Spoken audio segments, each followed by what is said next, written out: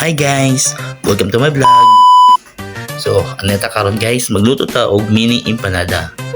Ang atong mga gulay guys nga to, hinaynayan og limpyo og hiwa nga pina-mince. Carrots, ang patatas. Guys, manang carrots patatas ha. Tapos timbihan po na to ang uban nga lamas. Atsal, bumbay, ug ang ahos. Hinaynayan na to og limpyo guys ha. At pong tagkaroon na pinamins. Pinukay guys para gagmay gyud siya. Ug ang manok guys ato nang i-prepare. Ug ato nang gilingon sa atong mahiwagang gilingan. Wow! So guys, ug giling na. Ug ato na siyang i-prepare.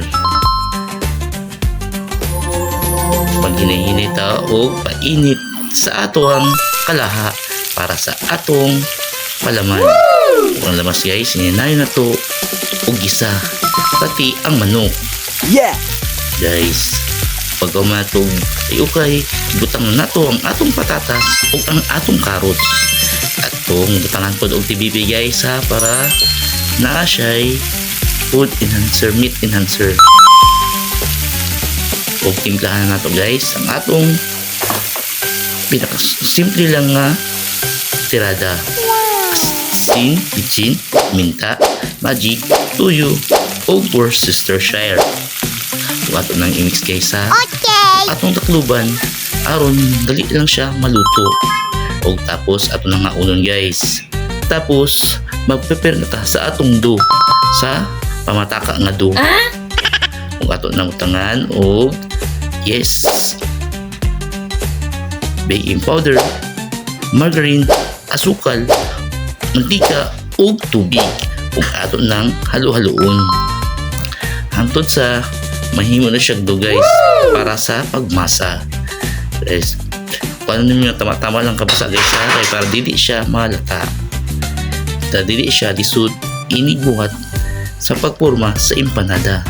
Mga guys, ato nang ninayon o mikos-mikos. Oh no! Guys, ato nang hiwaon para pag-prepare sa atong dough. Wow! Para pwede na ibalot sa atong gamay nga empanada. Slice na ito, pinagagmay siya nga tama lang sa kadakon, sa dulaan, sa bata. Guys, ito na bilugon para diretso na. O para guys, ipagawas na ito ang dulaan guys ha. Ang dulaan sa bata nga mapuslan food. Guys, anak lang ibutang nimo ang imong bilog nga harina o ibutang pod sa iyahang ang purma o para guys, ngana na siya guys. Ano lang kasayon, dulaan sa bata nga mapuslan. Cute guys no? Oh wow! Sa yung gamaya. Para guys, ano na siya ang atong unfinished product. Wala pa naluto nga balada o ato ng pritoon. Yes! Dahil na ito prito isa kanang dili kay siya kusog ng mantika aron dili siya ma-overcook.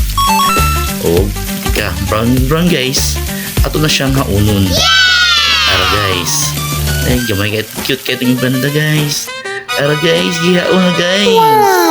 Para na cute kayo. Ato ng tulawan guys. Parisan na to og ketchup guys. Ano naman ang naadiri. Okay kayo.